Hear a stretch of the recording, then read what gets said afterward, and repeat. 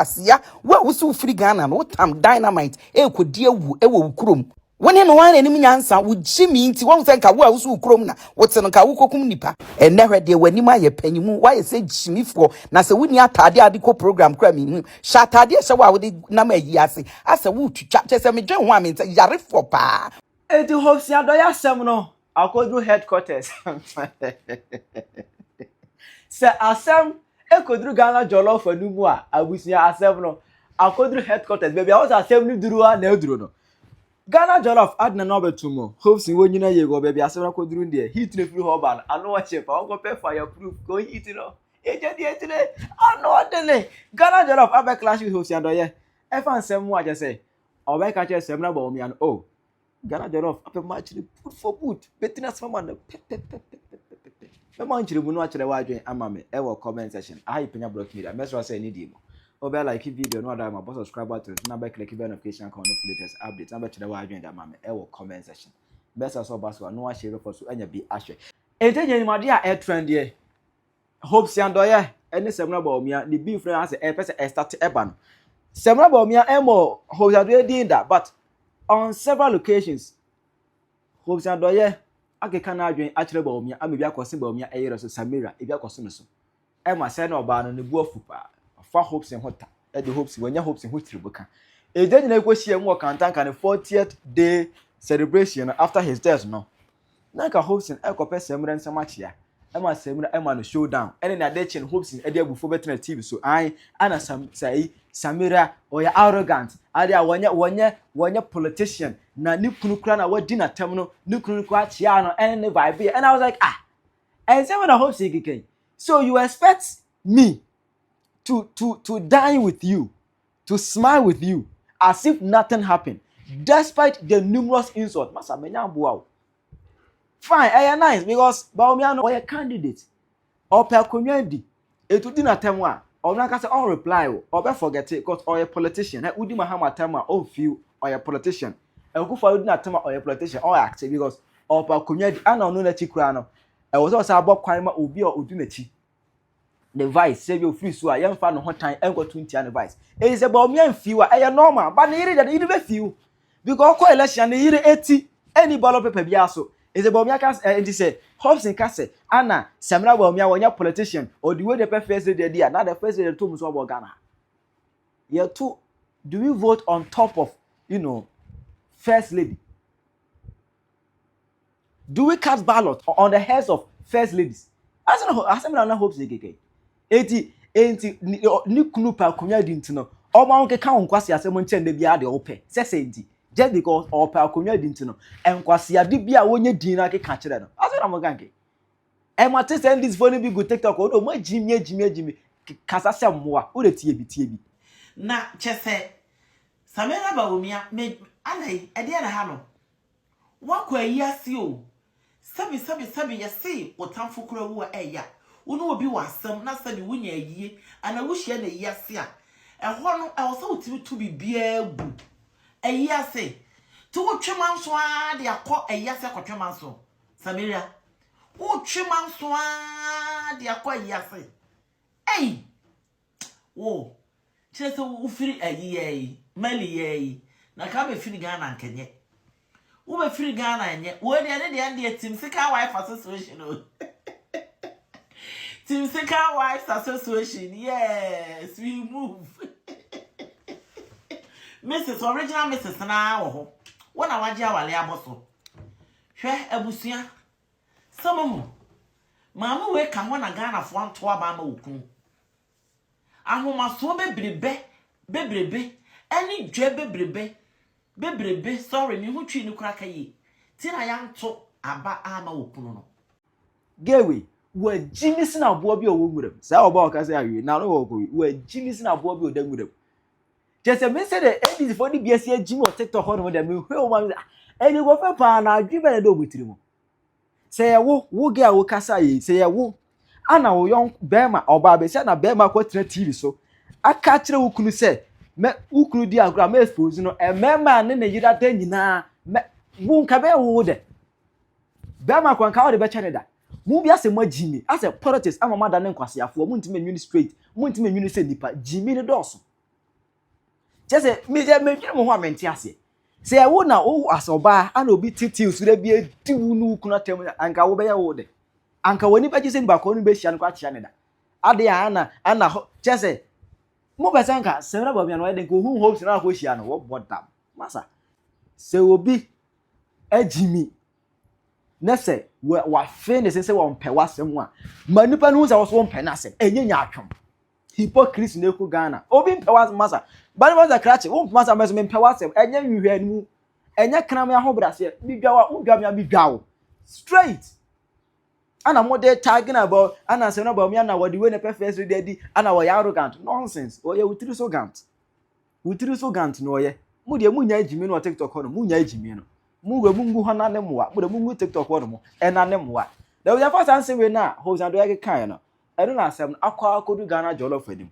na Ghana Jollof any other TikTokers abe clash in fact na na the traveler da na bra no ya pa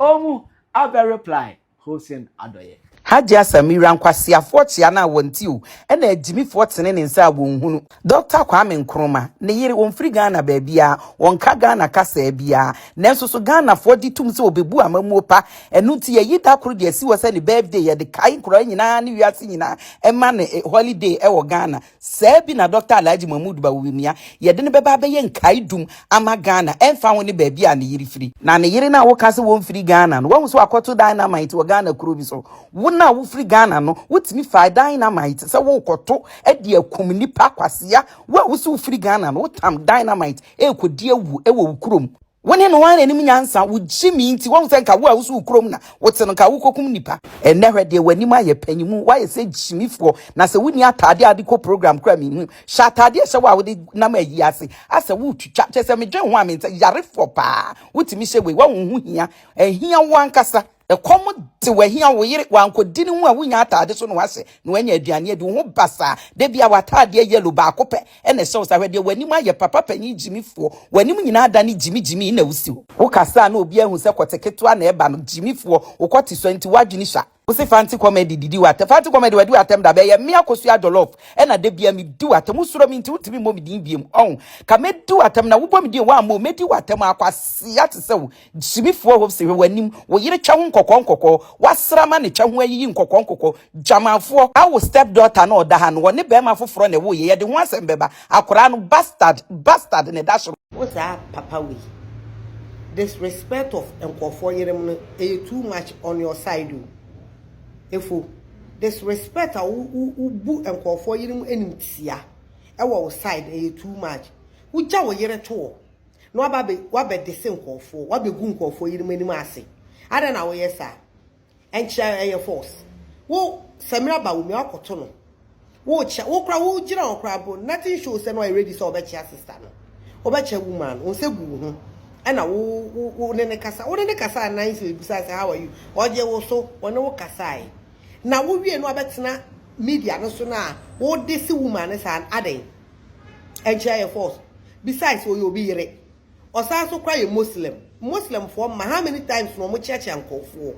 Just ono ni kura be politician no odi na chinti no ena ne bi o ma otimi makwa achia na nkente sa pa in Islamic way pa anka oba wale fo nchia ena nya oba anya ono kwa Islamic kwa oba wale kwa dia ne mema achia ne mema ana wo yere solo fenfa mema tare mawo ni program ne so na ana wo tare ma no wo so no o sheki ne ho no anya sa na ma ni nyomo ti o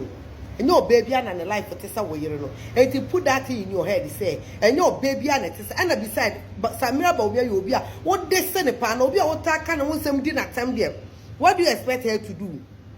E dey na wo expect say onye wo expect say ko hu anko no wonsra na ana onye wo den wo kasa no ko no kwa wo ye e no no sere fefefe na wo di da beto e di na time to onye Ghana ni na wo ni je ni no ofiri enye ye bia o so ye Ghana o ye Niger ni anto onye nipa onka nyame abode ho ana ada na wo sa papa wo wote sa aden ayi first president of Republic of Ghana Dr. Nkrumah na yere no ye Egypt ni oba we boto ne say the Fatia Nkrumah no ye Egypt na ni kunya president wa me second lady first lady sorry wa me first lady eti se ni kunu Ghana ni no onye Ghana ni enti di an MPP prime minister no mo presidential prime minister obia every right omo master ni obia every right so obetime di president na amana yeye e na obi anso wo every right so obaba be first lady amana yeye enti susufu anu si Samira Bawumia ho why na onu so owokunu sɛ ne wo obi ka wo yere asama o yere woso no e sheke ne ho an obi ka na asama no wa betie gire na wo dwu ho no hunu so onu so mu okunu omu so mu ye nkofo yere enti sɛ ne wo bu yere no bu nkofo yere mo why Neja desian MPP party o mapa mu afiri mu okoje ne party for be where you are na kasa party no was asem we communication director mama the party ni ho dance kire Ghana for no ndo party no Neja MPP for apa mu afiri na so eya wo ni 20 wo so la waka MPP for asema disi nkofo wo mu sa adan oja wo yere na to na odidi nkofo o yere no o se Samira Bawumia na wo yere ne de oni Samira Bawumia fi o ma hwede Ghana for betu su no wo yere no se Samira Bawumia wo no tare mema wo so ne no fo no kwa wo so ubu no so o yere ma na nya Samira Bawumia decent woman, intelligent woman, beautiful woman see and aso la odidi na adan ni atembidie bebrebe sa ade a wo ye efo wo ye na nye jasi ye nka nchewa ja ana wo ye mata na wo ye Salome e man to kwasa no so ade no ja na fata okra enye ema disrespect na too much enye wo beja ye jai na emwa enye kra ade enso no eni nsem hunu sa no nso no mamen kamanya oda ho yasem. To me, the way I see respected this man, pa, sebi. Aya ubiye na no a can sembi sana. Aya ne hami. Me panas him to the distance say, the way I will see Gina so. And the way I at times or Kasan wasra, aya ne yemi fe pa. But in Kamia, se me ya kwese, ne kasa do no, man who I he. Ne ho ahi no amabitia ne yere ana minim ne ekoso so ba ne kasa so ne nkasa wo ana so no so ne yere ne kasa wo ema ne yere be ye ahi ama ekire kra na oba nso so kra no me hu sane ne yemu no eno ma bia wo ye no aso no obi twe aso no so no obi epim challenge bi ewo media no so anasa na setem na brabo mu sa na betumi aka no papa me bolding because I love you Hopeson so ne won sem bi a woka so ne so because sane usika Bawumia yere ho asem no sabi wo ba da wachi Ghana ye buma pa aya se di osi kan sem bi no mesere se so ne won sem so ma hwe video bi ana obi se obi aka kire nse menchia no na nso wa anchia me sesese ase o ya pekasa dodo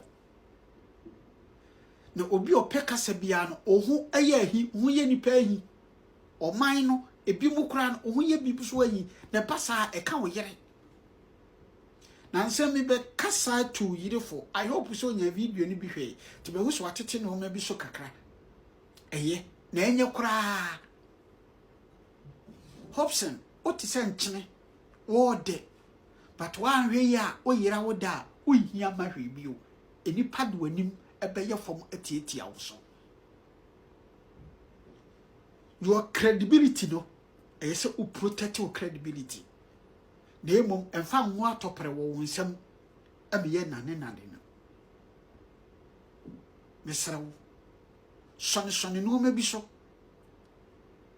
sese wan hwe no ma bi ya ebe kakra party bia wontimi nwone o because obi anim se wo firi mu a wodi mu nsem beba betudwa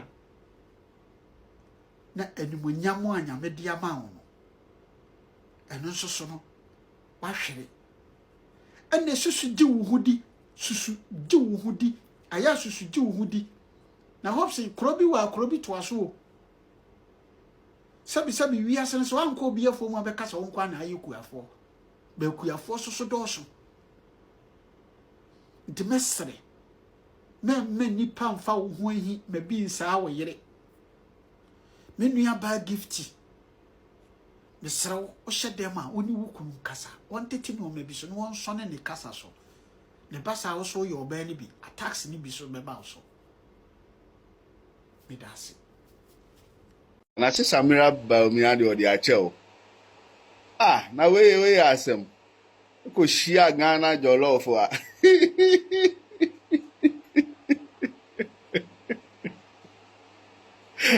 ana mami bu even Josi ko shia Ghana Jollof ana Josi mu ba ko a ana queen Miami queen ba ko Queen B ehọ na nka obehu se hihye ah na wawo ko bisa azam ati se Samira kwa na bisa o se ti se na o se ye nti nka openjia wa nya na fu anya na tufu we ye hose reception na wo hia Ghana Jollof a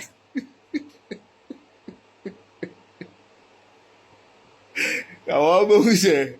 Jollof no mako Ushia Roxy mu Ushia Queen B mu Ushia Josi mu a ati azie okwetena za radio station no a obi antie no so keka wa adwenkyere obi a didi obi a temu a wa begina ho se akwehwe obi onche a wo na onche a wo chena ofe say images IPR form see images everything obi gu hu fi a ye kwa ye be ni nyina ye image obi beto book e image obi be take you seriously to acquire your services are your image a oti baby ensem we nim na wo ka uwi anu asan atena ka mu akotwu yire de ne kokko to say agrada akoka no ho asem Samira de oyedua onye nipa o yire ni Samira ho na wo integrity to protect obi hwe baby Samira ko wo betimi ewura ho a obisa zu who are you oye hwan onye obi anu anchi a na ahye usa no misika wuhia Ghana Jollof a ana Queen B a ka be unse hihye ana Josi o de metago mu de ye hia o ka be unse hihye Samira nye obi a na wo ne ho bodyguards we chire on asa let's respect, let's do this politics with respect. What do you say? Bawumia no be so a Samira de on so ko kan kire nse na nado ema obi de dynamite ko to voter regi allegation we baby kura anka wudem baseless allegation Charlie oba no like no a share ni ekoye ni mo favorite nso na Enti Gifty Adorye onsu wey last one me ye de ama wo ankasa me de minim sa obeti o de na nkrofo ben we bi beti no mo de abrew de ye ekoso na muti bi muhu bi nyene nyina na dum ho kra na muhu bi munya nkra no edi ma ukru no ni na left mani hu se wo no so ware wa Samira Bawumia nso no obi eware no ana Dr. Bawumia eware no ndi said e wo no wo ti TV so ana wo to nnwom na wo mpese obi be drag wo no obi be gu din hu fi no a wo se obi gu din hu fi ana wo de ne dru court na wo o twene no sa na obi nso mpese obi nso yire obi nso mpese obi gu nanim ase na Samira Bawumia ono no ompe no wasem ompe kasa na senka wo de fa baby a enka wonso ba na wonso mu di court akonia ba said ye emre bi mo ye obi no ka wonso mu ye bi because se wo no so okuta brand dia ono nso no okuta brand political brand na okuta brand oye adwuma enti ono nso no ni din obebo no ho ban na se wo so ye yire se ukun oso waware dia Samira Bawumia nso no Dr. Bawumia waware no enti ni sade ukun ne betena ho no mo egu ne ho fi no ono no ondimi nkasa enti social media ni enya beto so dia ye betwe ne sra ne abasasa wo nso no ye be drag wabem because ukun no ompe wasumdie ompe wo wasumdie o brand na kuta no ukunu no omu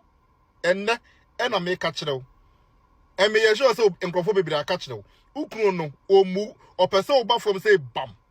opese wo do betwi from o brand no wo de betwi from ayi o de betwi binibi. And that's the truth. Enti no se wo be fa kire ho wo be fa kire ho na wakosensan na waje divorce nkrata na wo ho atawa madam koje na this point in time no you first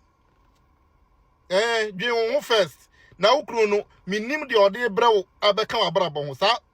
Hopeson Adorye no oba ye him de ode abrew o fie bia ode ma wa na madam wa abeka kire yen Hopeson Adorye o kwa ware no wanya fie bitim ede no ode ka brand ne ho aya no nti wo betena ho na wa renew brand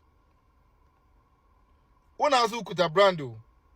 it is the same say brand in the econo so ope senye United hwan ya betena so ya say the econo show no unya bibo or started dragging wo no unya show ni bibo enkaba na wo di abrochi akona ba on say eto ate because we di na enye nkrofo akono and that is the truth enye nkrofo akono so mbe frɛ wabom program ase because ukunu wo say wo di no enti so ba kwasensan krata na ho ato madam koye na ho nto koye na ho nto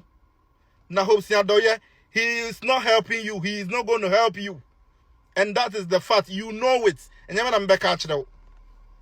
or say wudi no because or the nkrofo yire ebetena ha dia wonsu ye do bebem obeje odie pepepe enti madam fa wo ho adwen tentem na nya wongo na uja ya waja ware bebre asi na de se wonso wantie nyansasem ya yekeka kire wi na se wo koso dia ene de bia ye de wanim betwitwi mu enmonyam no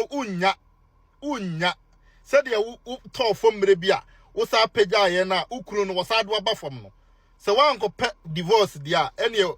udi no ebe time sa United hwan no hwana abetena chanko ho no sa hwana abetena enko ba bia biem na de tena ho na ye artificial na sa akọ yire ho na ye kọ na ukunu wi onya eno meka no nkyere ye na obi a ye kọwo ne baabi ana ofiri baabi na oba abeka kyere ye nsem hunu kwa Hopeson wey unu hu ache wanu hu yenim se wanu hu se okoware sa aware wanu hu madam twe hu na hu nto